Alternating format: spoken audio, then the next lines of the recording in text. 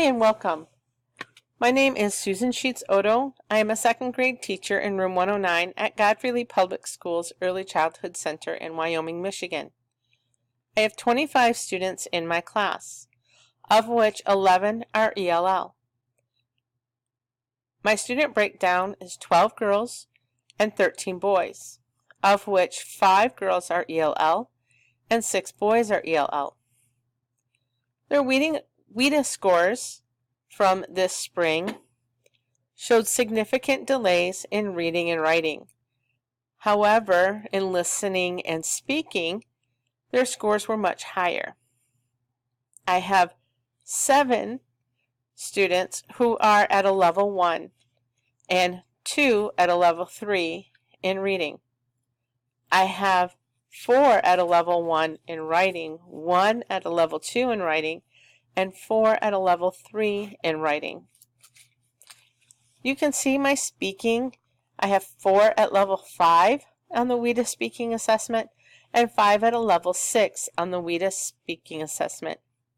And I have 4 students who scored 5 on the level 5 on the listening portion of the WIDA assessment and 5 that scored a level 6 on the listening portion of the WIDA assessment. I have 2 students who are identified as ELL, but who were not here when we took the WIDA assessment, and we have not yet received records for them on previous WIDA assessments they may have taken in their last district.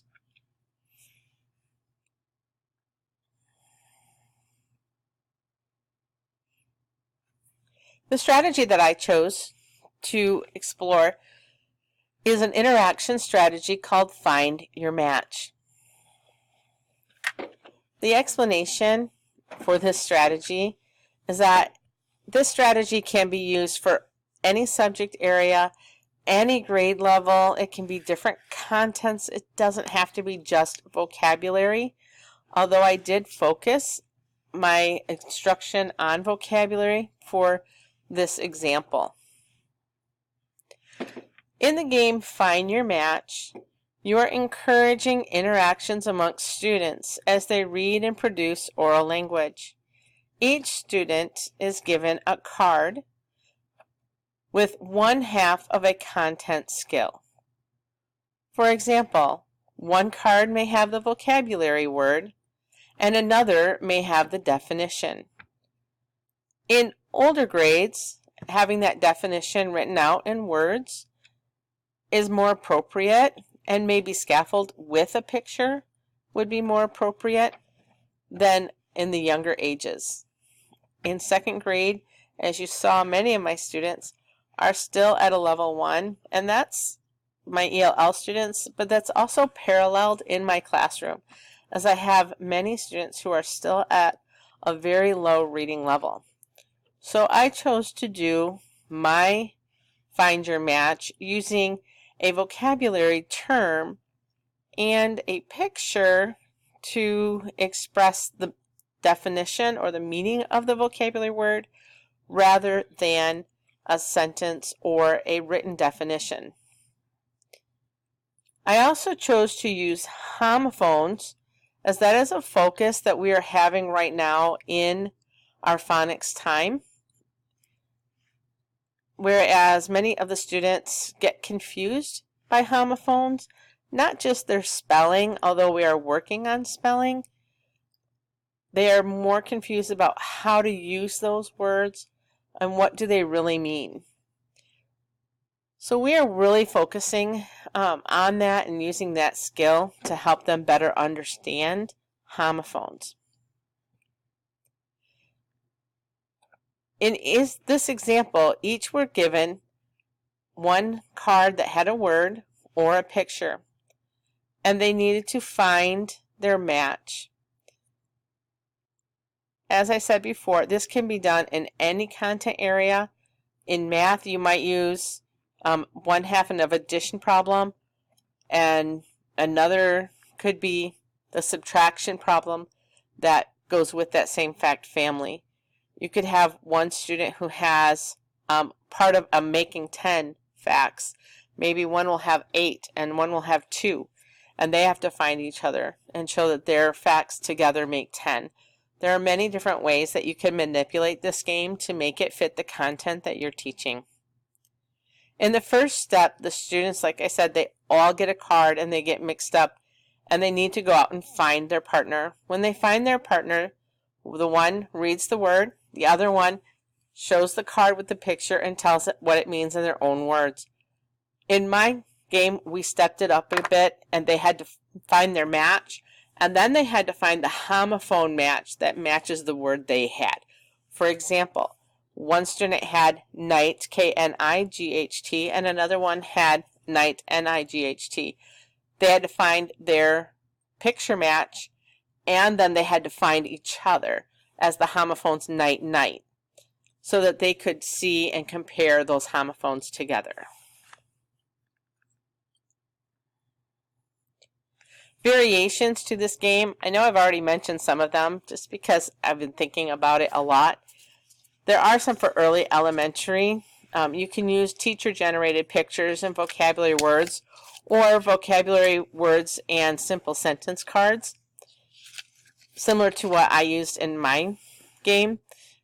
Student-generated picture cards and vocabulary words and simple sentences. Sometimes student-generated pictures or student-generated sentences will really give the students more ownership and investment into doing their work and understanding it in a way that makes more sense to them.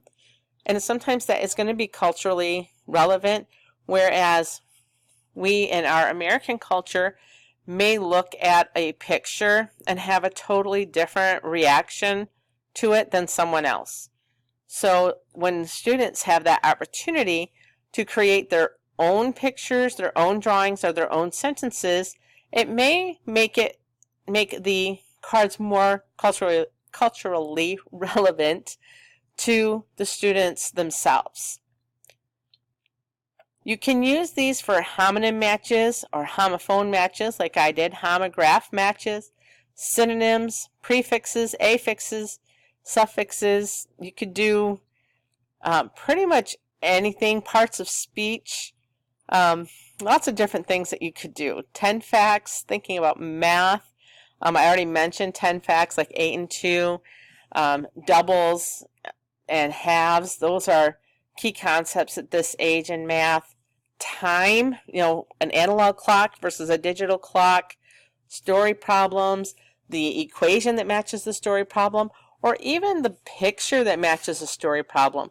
As kids at this age are still trying to really figure out what they're reading and what does that look like, or how to represent that in drawings and in like base 10 or bundles and sticks.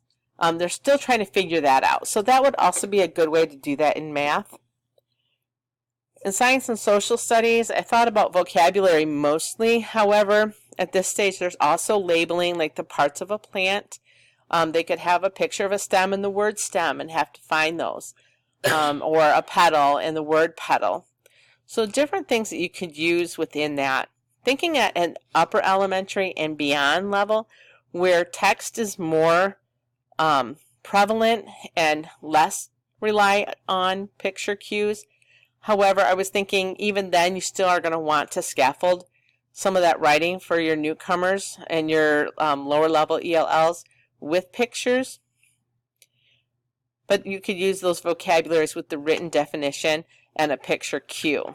You could also have like a student-generated vocabulary 4 corners, and then cut that apart and use those as cards that you pass out. Maybe do it like as a table group, and they all cut up theirs and pass them out to the whole table or to the whole group, or they have to try to do that. That's how you can use a small group, or you could use a whole group.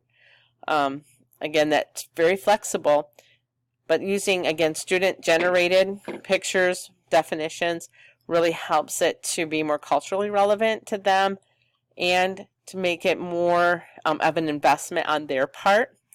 Equations and solutions for math would be another way. Inequalities, variables, number lines, using graphics or coordinate matches, charts and data analysis, scientific charts, and thinking about, again, in science, like models and cell parts, and how those things would go together. It's just some of the things that I was thinking about could be used. Social studies, maybe main characters, main historical figures, and the events they were with. So maybe George Washington and the Revolution. Maybe Alexander Hamilton and the Revolution. Using popular culture to help tie some of that in could also be used in these cards in some way. The two examples I'm showing here are an example of the homophone cards that I used. You can see these were teacher generated, and like this one, 8, and the little boy is like eating something, versus 8, the number, and the number 8. Where a student generated picture might look different, not just because it might not be as cutesy or colored in, but I'm thinking like even the word 8 might represent something different to them, like how they might envision that picture. Maybe it's a clean plate. Maybe it's an empty fry box. Maybe it's somebody who's taking a nap at the table because they just ate so much they're full. It just gives them the opportunity for creativity and investment. Over here, I have an example of a 4 corners vocabulary with the word area in the middle. This is a good strategy for vocabulary that I would use even in 2nd grade, usually more toward middle to end of 2nd grade. But they have the vocabulary word in the middle, and then what does it mean, facts or characteristics, things that help to remind them of the word, an example of the word, and then here's a non-example of the word. So you could cut these apart and use some of these in that same way. It's like, can you find what does it mean match to an example? And maybe you wouldn't use all 4, and maybe you would. But again, that's some of that flexibility that you could use to make your cards. The SIOP strategy for instructions, find your match, in the book 99 Ideas for SIOP. It has a lesson plan objectives written right there for you, which is really kind of nice and handy. So if you don't have that book, that might be a good one to invest in. And it says for content objectives, SWBAT, match words and concepts about a topic. And then for language objectives, SWBAT, students will be able to orally read the words on their cards to other students, describe a concept, vocabulary definition in their own words. And I added this one, listening to other students' definitions of vocabulary in their own words. And I just think that listening piece is also important, just as important as the reading and speaking orally. So that's my presentation on Find Your Match. Thank you for watching, and I hope that this is a strategy that you might be able to use right away in your classroom